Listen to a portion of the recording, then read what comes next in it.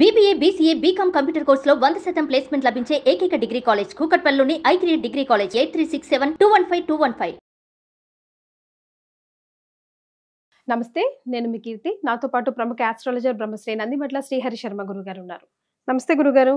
వాగర్థావివ సంపృక్తౌ వాగర్థ ప్రతిపత్తయే జగతః పితరౌ వందే పార్వతీ పరమేశ్వరౌ. ఆదిత్యాయ చ సోమాయ మంగళాయ బుధాయ చ గురుశుక్ర శనిభ్యశ్చ రాహవే కేతవే నమః.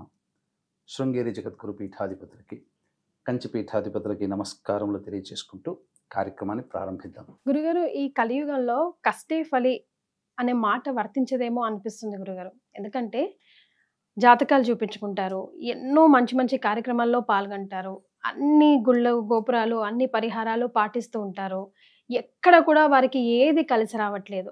ఎక్కడికి వెళ్ళినా ఏం చేసినా మీ జాతకం బాగుందంటారు, కానీ మేము మాత్రం కష్టాల కూర్పులో వెళ్ళిపోతున్నామండి. అసలు ఇంట్లో కూడా ఏది బాగుండట్లేదు, పెళ్ళిళ్ళు అవ్వట్లేదు, ఉద్యోగాలు, ప్రతి ఒక్క మనిషికి ఏదో ఒక సమస్య అని చెప్పొచ్చు. బయటికి నవ్వుతూ కనిపిస్తున్నా కూడా అసలు ఎందుకు అలా జరుగుతుందంటారు గురుగారు? ఎక్కడ ఏ సమాధానం లేని ప్రశ్న అంటూ ఎందుకు మిగిలిపోతుందంటారు? ఎలాంటి పరిహారాలు వారు పాటించాలి? అసలు బయట పడలేరా? ఎప్పటికీ ఇంకా జీవితం ఇంతేనా అని డిప్రెసివ్గా ఉన్న వాళ్ళు మీ వీడియోస్ కింద కమెంట్స్ చూస్తేనే తెలిసిపోతుంది. బోళ్ళంతమంది రోధిస్తూ ఉంటారు. ఎందుకు అలా జరుగుతుందంటారు? అంటే మనము సాధారణంగా గమనించుకుంటున్నామా, ప్రస్తుతం మనం ఉన్నటువంటిది కలియుగం. మీరు అన్నట్టుగా కష్టే ఫలి, కష్టపడ్డ వాడికి ఖచ్చితంగా ఏదో ఒక రోజు ఫలితం అనేది రావాలి. కానీ ఎంత కష్టపడ్డా ఫలితం రావట్లేదు. అన్యాయాలు చేసేటువంటి వాడికి మాత్రం చకచకా వాడికి గొప్పగా డబ్బు సమకూరుతుంది, పేరు ప్రఖ్యాతులు వస్తూ ఉంటుంటాయి, ఉద్యోగాలు బాగా ఉంటుంటాయి, కుటుంబంలో అందరూ సహకరిస్తూ ఉంటుంటారు. మనం ఇంత నిజాయితీగా ఉన్నాం, ఇంత కష్టపడుతున్నాం, ఎక్కడ గొంగళ అక్కడే ఉన్నట్టుంటుంది. అసలు ఇంకా కొంతమంది చెప్పాలని అంటే జాతకాన్ని మీరు అన్నట్టుగా ఎక్కడైనా చూపించుకుంటుంటారమ్మా. ఎక్కడ ఏ పండితుల దగ్గరకైనా చూపించుకుంటుంటారు. ఆ పండితుల దగ్గరికి చూపించుకున్న తర్వాత వాళ్ళు చెప్పిన పరిహారాలు ఆ సమస్యల కోసం పాటిస్తారు. ఉదాహరణకి వివాహాలు అని అనుకుందాం. పిల్లల కోసం ఎన్నో మంది జాతకాలు చూపించుకొని పరిహారాలు పాటిస్తారు. కానీ ఏ పరిహారం పని చేయట్లేదు. అన్నీ ఇక సంబంధం కుదిరిపోతుంది, ఇక అయిపోతుంది అనుకున్న సమయంలో మాకు ఇంకా ఆలస్యం చేసుకుంటున్నాం, ఆలోచిస్తున్నాం, మాకు జాతకాలు కుదరలేదనో అట్లా వస్తుంటాయి. పోనీ వీళ్ళకి కుదిరిన సంబంధాలేమో వాళ్ళు రెస్పాన్స్ ఇవ్వరు. వాళ్ళు వస్తే ఇక్కడ వీళ్ళకి కుదరనట్టుగా వీళ్ళు వదిలేసుకుంటారు సంబంధాలని. ఇంకా కేవలం ఇదే వివాహమే కాదమ్మా, ఆరోగ్యం కూడా. మనిషి డాక్టర్ల చుట్టూ తిరుగుతుంటారు, ఏదో అనారోగ్యం ఉండబట్టే డాక్టర్ల చుట్టూ తిరుగుతుంటారు. కానీ డయాగ్నోస్కి బాధ మాత్రం ఉంటుంది. కానీ డాక్టర్లు మాత్రం పలానా రోగం అని ఉంటేనే కదా మందు రాస్తాడు. మీ భ్రమ అండి, కాస్త మీరు బలహీనంగా ఉన్నారేమో అని చెప్పి రోగాన్ని కాకుండా బలం గోళీలు బలం టానిక్ రాసి పంపిస్తారు. కానీ ఇక్కడ రోగి ఇబ్బందులు పడుతూనే ఉంటుంటాడు. ఇంకా అనేక రకాల సమస్యలు కుటుంబంలో ఒకటా రెండమ్మా. ఈ రోజున పిల్లల్ని కనడం ఒక ఎత్తు, అంటే వివాహం కావడం ఒక ఎత్తు, వివాహం అయిన తర్వాత దాంపత్యం నిలుస్తుందా లేదా అన్నట్టుగా కూడా ఉంటుంది. 1-4-5 పెళ్లిళ్ళు చేసుకునే వాళ్ళు ఉన్నారు ఈ కాలంలో. పోనీ అంత దాంపత్యం బాగున్నా సంతానం కలుగుతుందంటే సంతానం కలగట్లేదు. కలిగిన సంతానం సరిగ్గా పెరిగి పెద్ద అవుతుందా అంటే అది కూడా లేదు. ఎవరికి వారే యమునా తీరు అన్నట్టుగా ఉంటుంది. పిల్లల మాట పెద్దల మాట పిల్లలు వినట్లేరు, పిల్లల మాట పెద్దలు వినాల్సిన పరిస్థితి వస్తుంది. ఉద్యోగాలు వ్యాపారాలు కూడా చూసుకుంటేనమ్మా, మీరు గమనించుకుంటే ఈ రోజున ఒకప్పుడు ఒక వ్యాపారం చేస్తున్నా అంటే మినిమం గ్యారంటీ ఇన్కమ్ ఉండేది. ఇప్పుడు అదేదో పానకాల స్వామి నోట్లో పోసినట్టుగానే ఉంటుంది తప్ప మళ్ళీ తిరిగి రాదు. అంటే లక్షలు పెడుతుంటారు, అలా పెట్టి ఎక్కడికి పోయాయో తెలియదు, వస్తున్నట్టుంటాయి, తర్వాత ఖర్చు అయిపోతుంటాయి. లక్షలు ఉద్యోగాలు చేసేవాళ్ళు కూడా లక్షలు సంపాదిస్తుంటారు. 25వ తారీఖు వస్తే 1వ తారీఖు ఎప్పుడు వస్తుందిరా అని చెప్పి ఎదురు చూస్తుంటుంటారు. ఇలాంటి సమస్యలు చాలామంది ఉంటుంటాయి. ఇంకా అన్నీ బాగున్నా కుటుంబ సభ్యులు మద్యము మత్తు పదార్థాల వంటికి బానిసలు అవుతుంటుంటారు. లేనిపోని రోగాలు తెచ్చుకుంటుంటారు. మందులకి నయం కాని రోగాలతో అందరూ అలాగే తయారయ్యారు. ముఖ్యంగా ఈ రోజుల్లో liver problem, kidney problem, cancer రోగాలతో ఎక్కువ మంది బాధపడుతున్నారు. వీటన్నిటికీ చూసినా కుటుంబ సభ్యుల మధ్య అవగాహన లేకుండా ఎవరికి వారే యమునా తీరన్నట్టుగా ఉంటుంటారు. పెద్దవాళ్ల మాట పిల్లలు వినరు. ఎక్కడ వేసిన గొంగడి. వీళ్ళతో పాటు వివాహాలు అయ్యి ఉంటాయి కొంతమందికి. ఒక సంవత్సరం, ఉదాహరణకి 1985 సంవత్సరంలో పెళ్లిళ్ళు అయ్యి అనుకుందాం. ఈ పెళ్ళిళ్ళైనటువంటి జంటతో పాటు వాళ్ళ కుటుంబ సభ్యులలో కొంతమందికి, ఫ్రెండ్ సర్కిల్లో కొంతమందికి అవుతాయి. కొన్ని కుటుంబాలేమో జీవితంలో చాలా పైకొస్తారు. కానీ వీళ్ళది మాత్రం ఎక్కడ వేసిన గొంగళ అక్కడ అన్నట్టుగా ఉంటుంది. అభివృద్ధి కంటే అందని ద్రాక్ష పండులాగా ఉంటుంది. ఎన్ని పూజలు చేసినా, ఎంత గొప్పగా ప్రయత్నం చేసినా మనకంటూ లేదు, మనకంటూ ఒక అభివృద్ధి లేదు అని పడిపోతుంది వీళ్ళ మనస్సులో. ఇలా ఒకటా రెండమ్మా, ఏ సమస్య తీసుకున్నా ఆ సమస్య తీరిపోతుంది అని చెప్పి ఓయాసిస్సులాగా అనిపిస్తుంది, ఎండమావిలాగా. కానీ సమస్య తీరట్లేదు. వాళ్ళ జీవితంలో సమస్యలు అట్లాగే ఉంటున్నాయి. డబ్బులు పోతున్నాయి, అన్ని రకాలుగా శ్రమ పోతుంది, కానీ ఫలితం ఉండట్లేదు. ఏంటి కారణం అని చెప్పి అనేక మంది అనేక పండితుల దగ్గరికి పోయినా ఈ హోమాలు చేసుకోండి, ఈ పూజలు చేసుకోండి అని చెప్తాను. అసలు కారణం తెలియక ఇబ్బంది పడుతున్నారు. వీటన్నిటికీ కారణం ఏంటంటేనమ్మా, పితృశాపాలు, స్త్రీ శాపాలు, గురు శాపాలు, సర్పశాపాలు, దైవ శాపాలు. ఈ 5 రకాల శాప ప్రభావాలు ఏ వ్యక్తిలో అయితే ఉంటాయో వీళ్ళందరూ కూడా ఈ సంబంధించినటువంటి దోషంతో ఉండడం వల్ల సమస్యలు అనుభవిస్తుంటారు. ముఖ్యంగా పితృశాపము, స్త్రీ శాపము, సర్పశాపము చాలా గొప్పది. అంటే తండ్రి వైపు 6 తరాలు, తల్లి వైపు 3 తరాలలో ఏవైనా దుర్మరణాలు గనక ఉన్నట్లయితే, అంటే ఏంటి దుర్మరణాలు అంటే road accident, fire accident, suicide attempt, నదిలో బావిలో పడి చనిపోవడం, ఇంట్లోంచి వెళ్ళిపోవడం, లివర్ ఫెయిల్యూర్, కిడ్నీ ఫెయిల్యూర్, క్యాన్సర్తో చనిపోవడం, లేదా అటువంటి రోగాలతో ఎవరైనా బాధపడుతున్నా, అలాగే స్త్రీ హత్య, గోహత్య, బ్రాహ్మణ హత్య చేసిన, అలాగే కరోనాతో ఎవరైనా చనిపోయినా, కాలసర్పదోషంలో ఎవరైనా జన్మించినా, 60 సంవత్సరాల లోపల కుటుంబ సభ్యులు ఎలాగా అయినా చనిపోయినా, ముఖ్యంగా పిండ ప్రధాన కార్యక్రమాలు చేయలేకుండా ఉంటుంటారు చాలామంది కుటుంబాల్లో. ఇవన్నీ పితృశాపాల కింద మారుతాయి.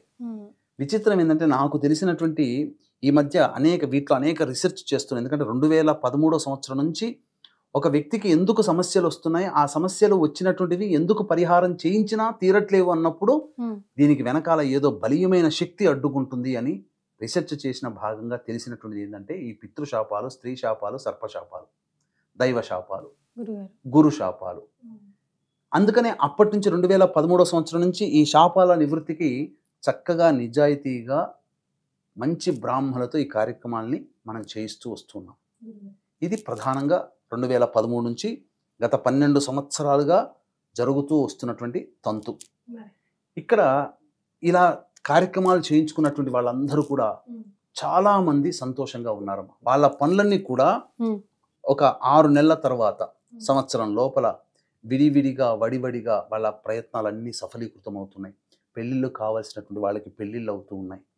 అలాగే ఈ సంబంధించినటువంటి ఆస్తి సమస్యలు ముఖ్యంగా తీరిపోతున్నాయి. అనారోగ్య సమస్యలకి ఏదో ఒక సందర్భంగా ఇప్పుడు అనారోగ్య సమస్య వస్తుంది, డిటెక్ట్ కాదు. కానీ ఇక్కడ జరుగుతున్నటువంటిది ఏంటంటే, ఈ పరిహారం చేసుకున్నందువల్ల ఒక దారి, అంటే వాళ్ళకి ఇంటికి దగ్గరలోనే ఒక మంచి డాక్టర్ ఉండడము, లేకపోతే ఒక డాక్టర్ ఒక మంచి వైద్య సహాయం అందించడము, ఒక మందు ఉండడము, ఏదో ఒక రూపేణ వాళ్ళ యొక్క అనారోగ్య సమస్య తీరుతుంది. అయితే ఇక్కడ ఒకటి విశేషం ఏంటంటే, నేను గమనిస్తున్నటువంటిది, ఈ దుర్మరణాలు ఏ కుటుంబంలో అవుతాయో అవి మారుబలులను కోరుకుంటాయి.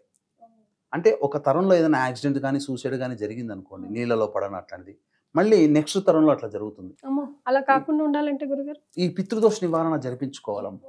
అన్నిటికంటే ఇప్పుడు మీరు చూసిన ఎన్టీ రామారావు గారి ఫ్యామిలీ ఉంది, అన్ని దుర్మరణాలే. ఉదయ్ కిరణ్ ఫ్యామిలీ తీసుకోండి, అన్నయ్య సూసైడ్, అమ్మ నీళ్ళలో పడి చనిపోవడం, ఉదయ్ కిరణ్ సూసైడ్. బిచ్చగాడు సినిమా హీరో తండ్రి కూడా సూసైడ్, కూతురు కూడా సూసైడ్ రీసెంట్గా.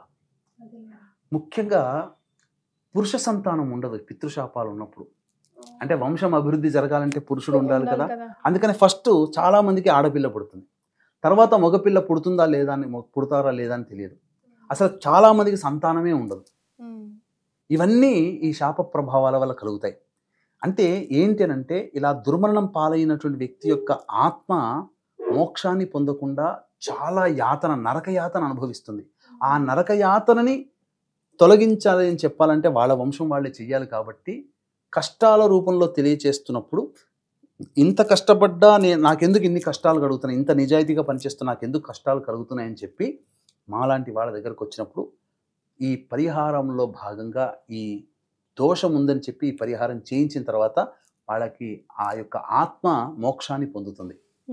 మోక్షాన్ని పొందినటువంటి ఆత్మ పోతూ పోతూ నాకింత నరకయాతన నుంచి ఇబ్బంది పెట్టినటువంటి ఈ దోషము నుంచి నన్ను విముక్తి కలిగించిన వాళ్ళకి శుభం కలుగుగాక అని చెప్పి దీవిస్తుంది.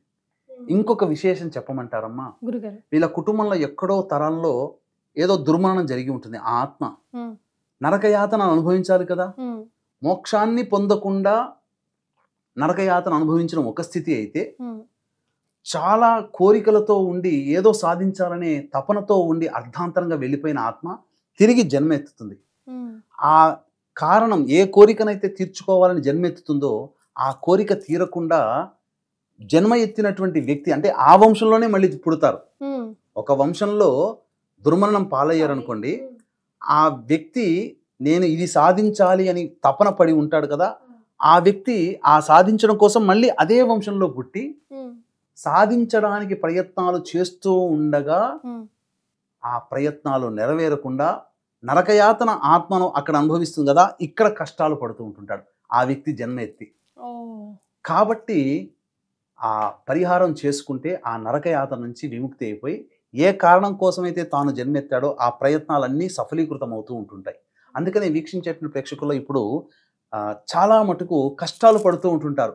కష్టాలకి ఎండ్ కార్డు లేదా అని చెప్పి బాధపడే వాళ్ళందరికీ కూడా ఈ పరిహారం కనుక చేసుకుంటే చాలా విముక్తి కలుగుతుందమ్మా, చాలా విమోచనం కలుగుతుందని చెప్పవచ్చు. మరి ఏంటా పరిహారం ఒకసారి తెలియజేయండి గురుగారు. తప్పకుండానమ్మా. ఇక్కడ పరిహారం విషయానికి వచ్చేసరికి వీక్షించేటువంటి ప్రేక్షకులు కూడా గమనించాల్సిన అంశం, ఇప్పుడు చాలా జాగ్రత్తగా వినండి.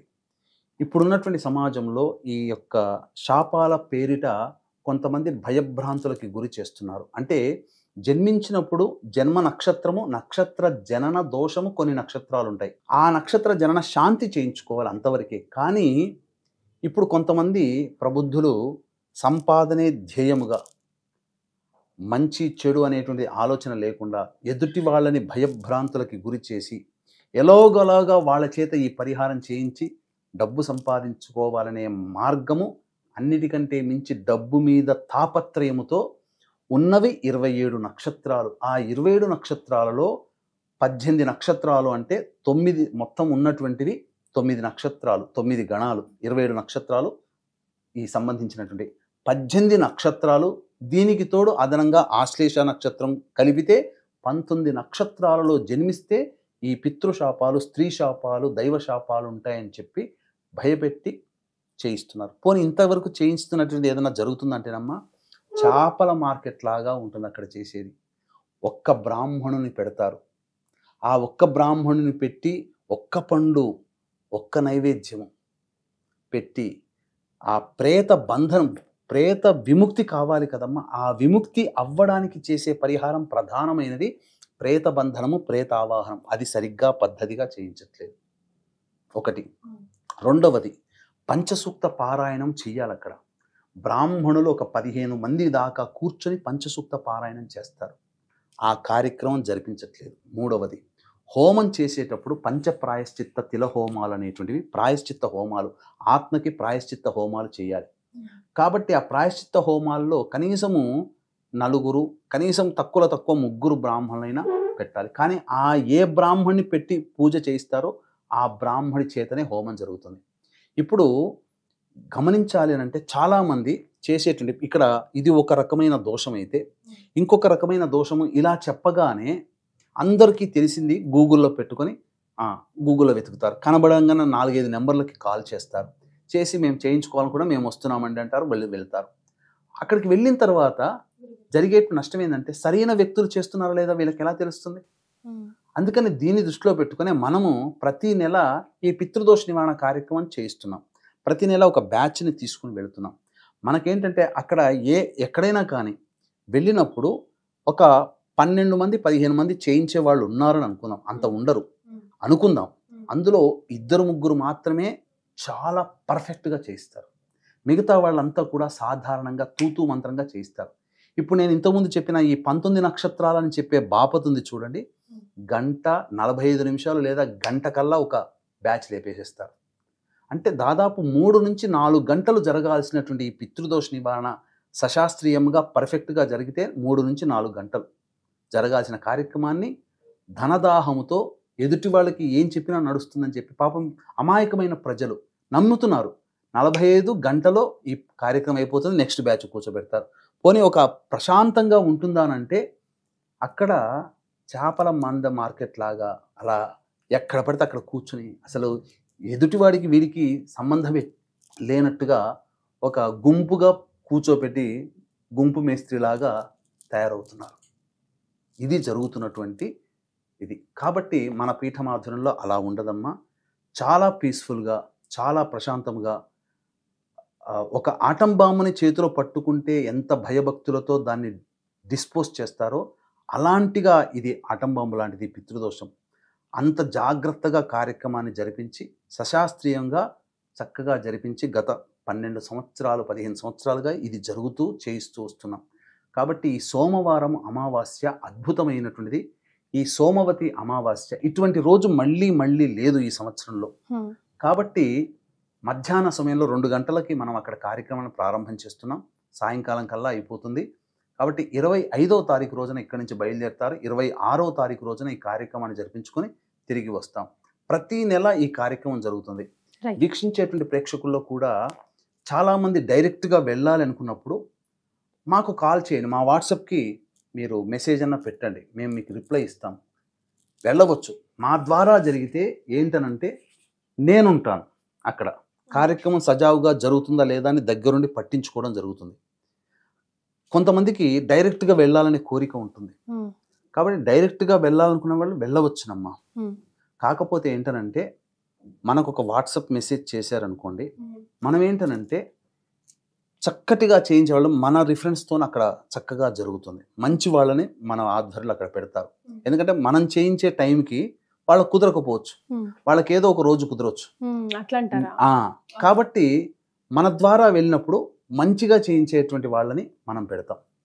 ఇది జరిగేటువంటిదమ్మా. సో అట్లీస్ట్ వాళ్ళు కనీసం వాళ్ళ కోరికను మనం ఏం ఆపరం. ఇక్కడ మనకి ఇక్కడ నెంబర్ డిస్ప్లే అవుతుంది కదా, ఆ నెంబర్కి కనుక వాట్సాప్ చేస్తే మన వాళ్ళు అక్కడ ఆ మంచిగా చేయించేటువంటి పర్సన్ ఏ సమయంలో అవైలబుల్ ఉంటారో చూసుకొని మీరు వెళ్ళే టైంకి మనం ఫిక్స్ చేసి మనం పెట్టవచ్చు.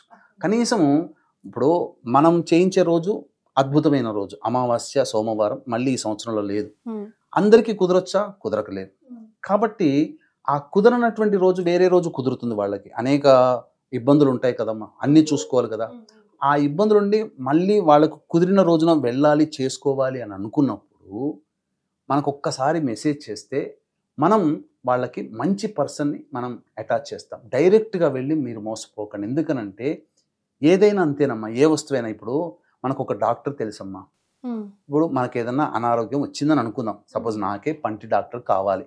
వాస్తవానికి నేను ఏదో వెతుక్కొని డాక్టర్ లిస్ట్ అని చెప్పి గూగుల్లో వెతుక్కొని పోయి వెళ్ళాను అనుకోండి, నాకు సరిగ్గా గైడ్ చేయొచ్చు, చేయకపోవచ్చు.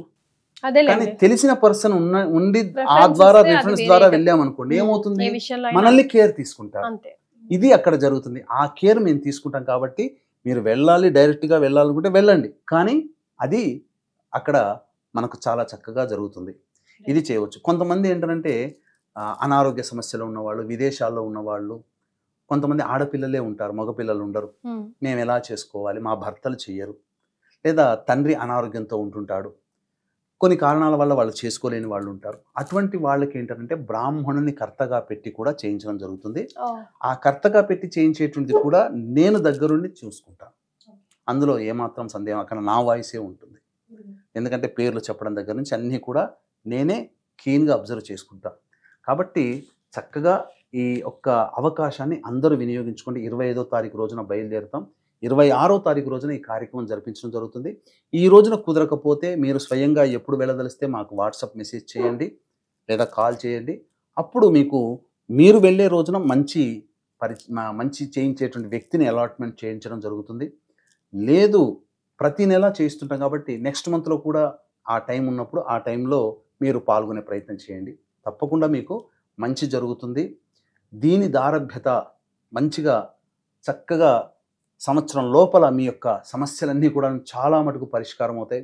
దాదాపుగా 1000 మందికి జరిపించినటువంటి కార్యక్రమం ఈ కార్యక్రమం ఎంతో గొప్పగా మీకు జరుగుతుందని హామీ ఇవ్వడం జరుగుతుంది. మీరు ఎన్నో ఇబ్బందులతో ఉన్నప్పటికీ ఆ కార్యక్రమం చాలా ప్రశాంతంగా జరిగింది, చాలా శాస్త్రీయంగా జరిగింది అని చెప్పి ఆత్మతృప్తితో మీ ఇంటికి తిరుగు ప్రయాణం అవుతారు. అది మీ పితృదేవతల ఆశీర్వచనం. కాబట్టి చక్కగా ఇటువంటి కార్యక్రమంలో పాల్గొనే ప్రయత్నం చేయండి. ఇలా 19 నక్షత్రాలు అని చెప్పేటువంటి మోసాల బారిన పడి మీ యొక్క విలువైన సమయము, డబ్బుని వృధా చేసుకోకండి అని తెలియచేయవచ్చు. చాలా సంతోషం గురుగారు. నమస్కారం. ధన్యవాదాలు. సర్వం శ్రీ ఉమామహేశ్వర పరబ్రహ్మార్పణమస్తు.